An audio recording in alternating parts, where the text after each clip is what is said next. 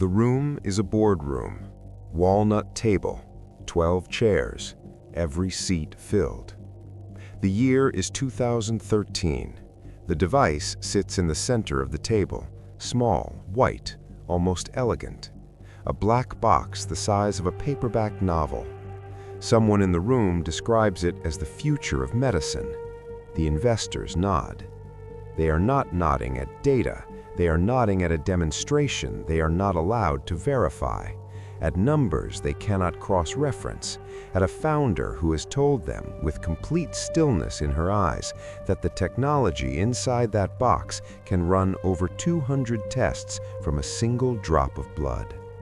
Nobody in that room asked the obvious question, the question that would have ended everything.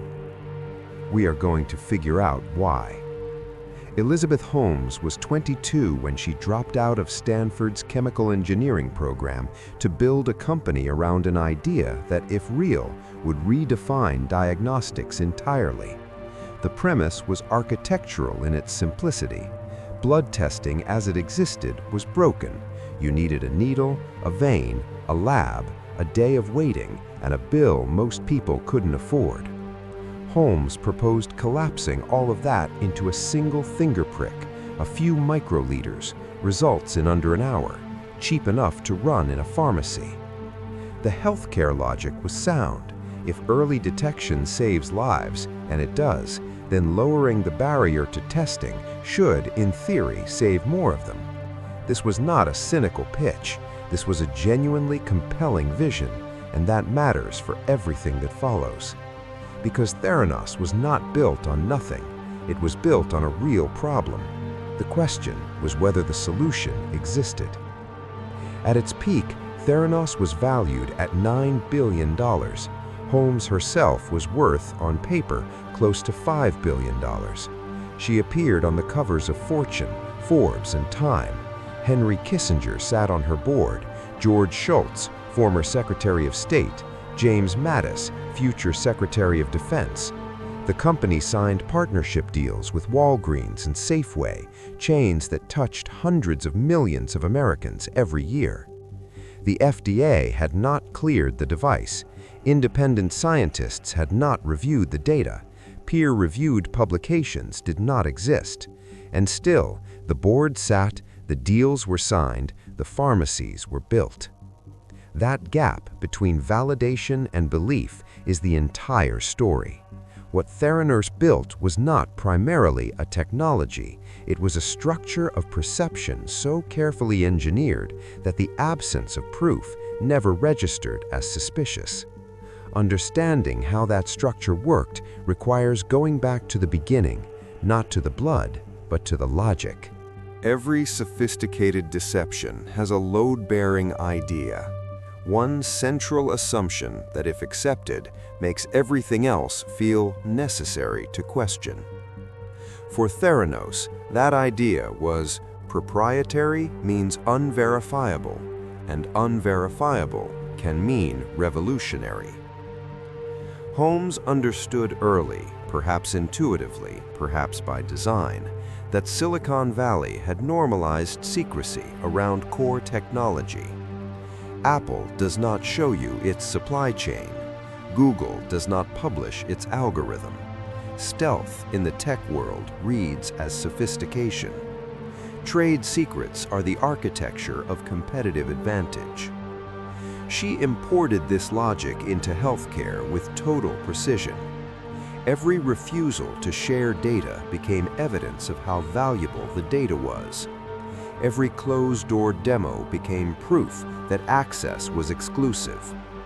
Every non-disclosure agreement signed by a partner became a structural guarantee that doubt would not circulate.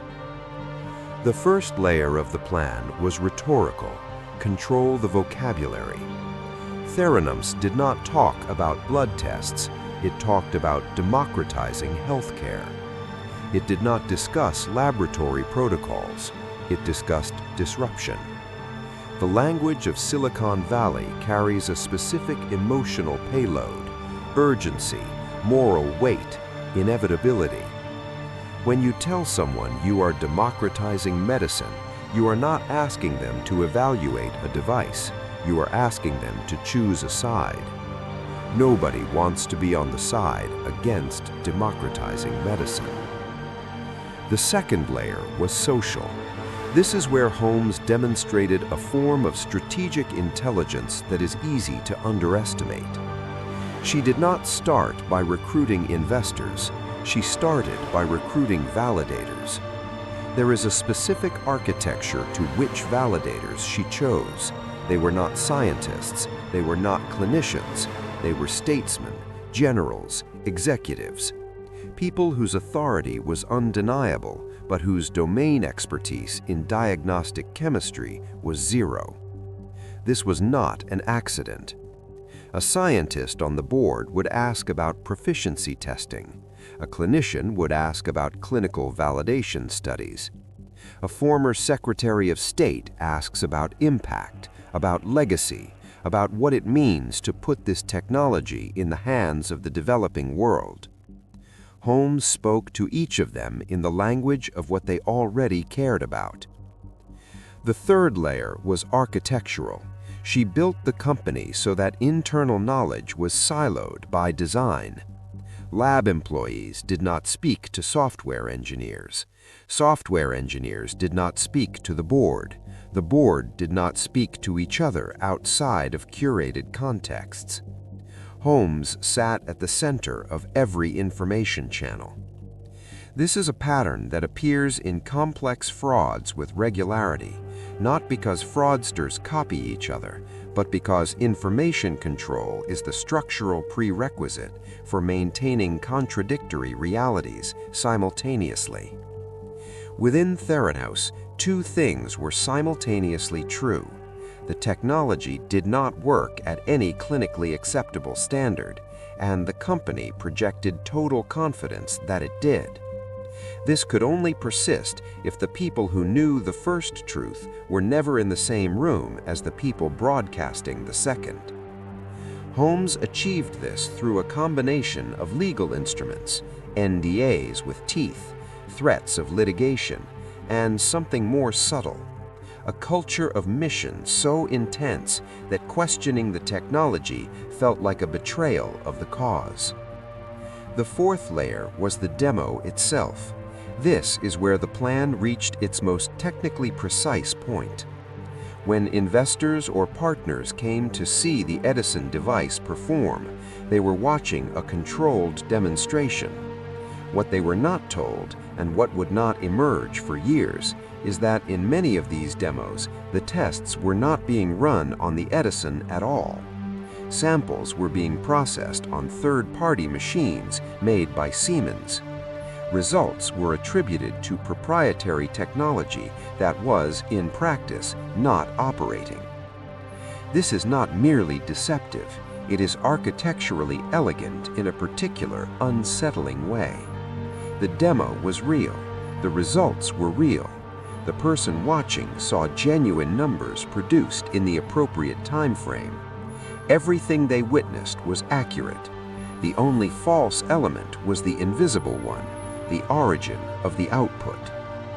Consider what this means for verification.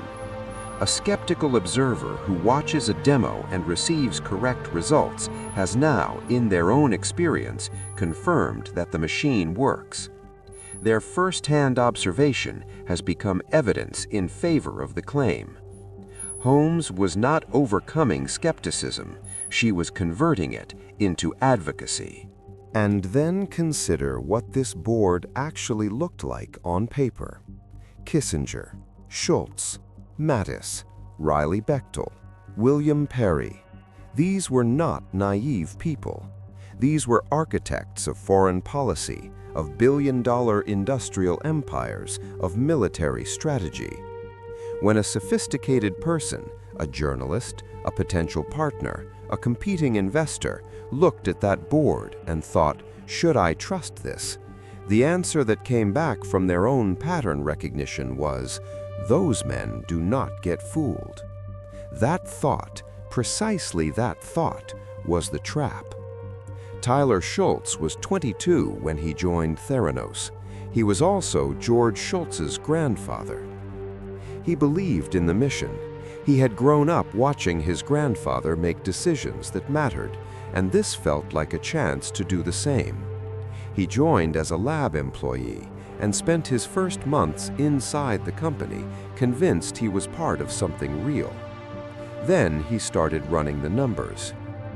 In laboratory science, there is a metric called proficiency testing, an external validation process where labs send samples to outside evaluators to confirm that their results match independently produced results. It is the floor of credibility, the minimum standard below which a lab's outputs cannot be trusted clinically. Theranos was failing proficiency testing, not marginally, significantly. Results were inconsistent in ways that, in a real clinical context, would have produced misdiagnoses, wrong treatment decisions, patients acting on false information about their own bodies. Schultz brought this to his supervisors. He was told that the external tests didn't understand the proprietary methodology, that the proficiency testing framework was designed for conventional equipment, and Theranos was operating beyond the frame of conventional equipment. He was given an explanation that made the failure sound like evidence of superiority. This is the moment worth staying with because it contains the mechanism. The explanation Schultz received was not irrational. It was internally coherent.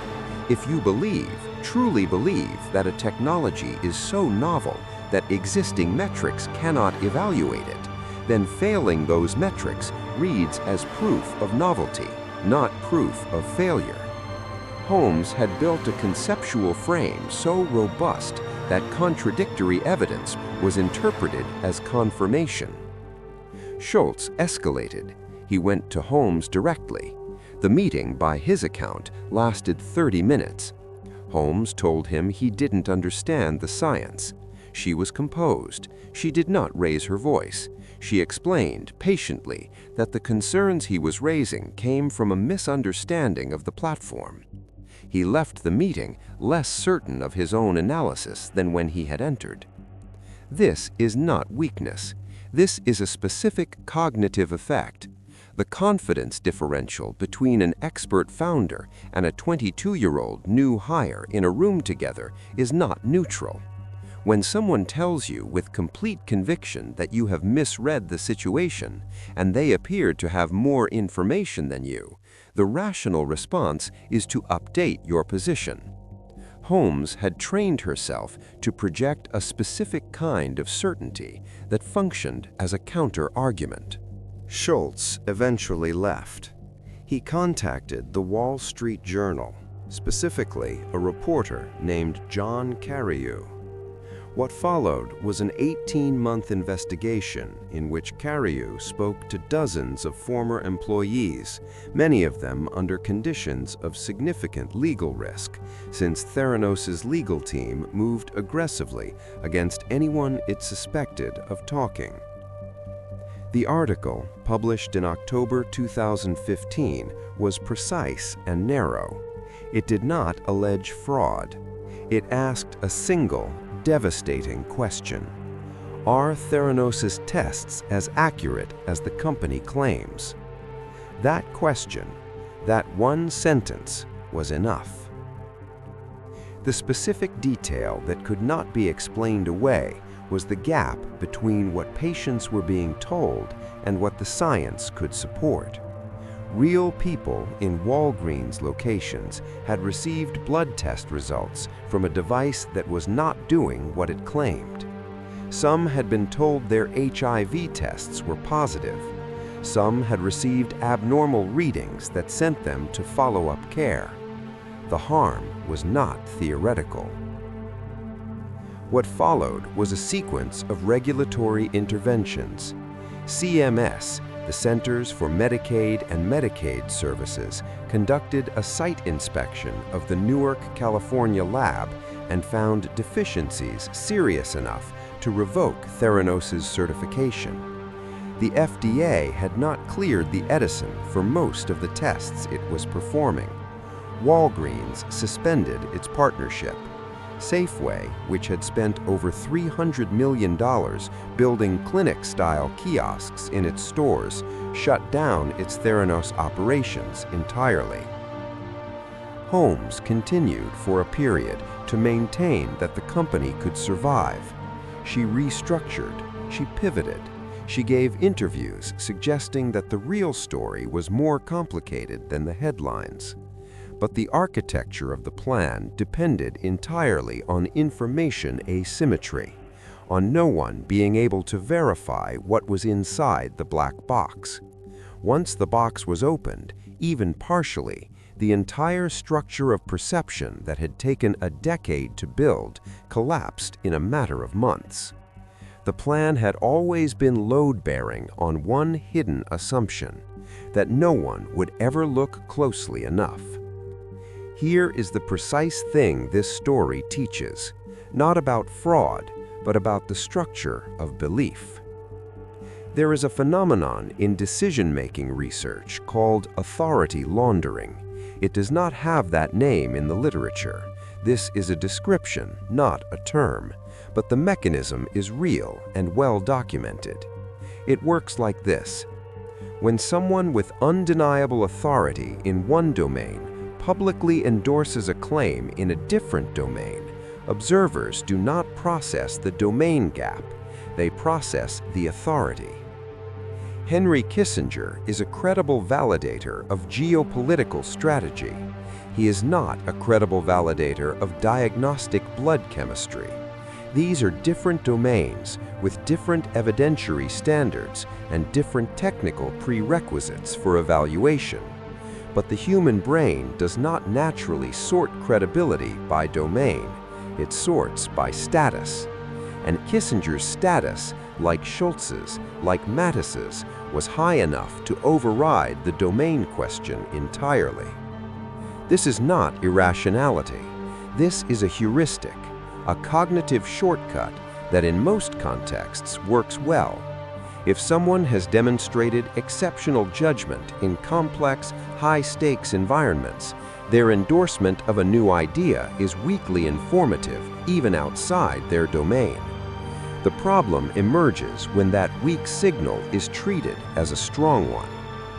Holmes knew, by instinct or by design, that a board of statesmen would produce a stronger social proof signal than a board of scientists. Scientists would introduce doubt. Statesmen would introduce certainty. The second element of the insight is about the asymmetry of verification. When someone trusts a claim and is later proven wrong, the cost of having trusted falls on them. When someone doubts a claim that turns out to be true, the cost also falls on them. They missed the opportunity. They were the one who said no to the next revolution. In Silicon Valley, that asymmetry is severe. The culture punishes excessive skepticism. The investors who passed on Google, who passed on Facebook, who passed on Amazon, their names are not remembered fondly.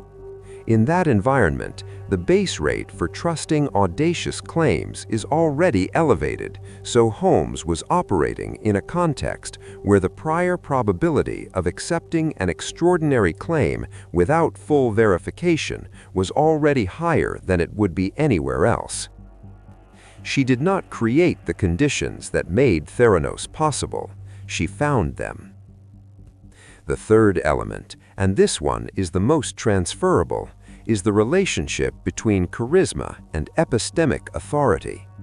Holmes cultivated a very specific personal presentation: low voice, direct eye contact, minimal emotional range, and rare blinking.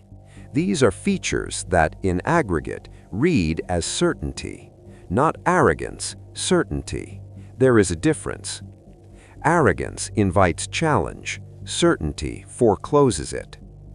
When someone challenges a confident person and the confident person does not flinch, does not acknowledge that the challenger might be right, the challenger experiences a specific cognitive pressure.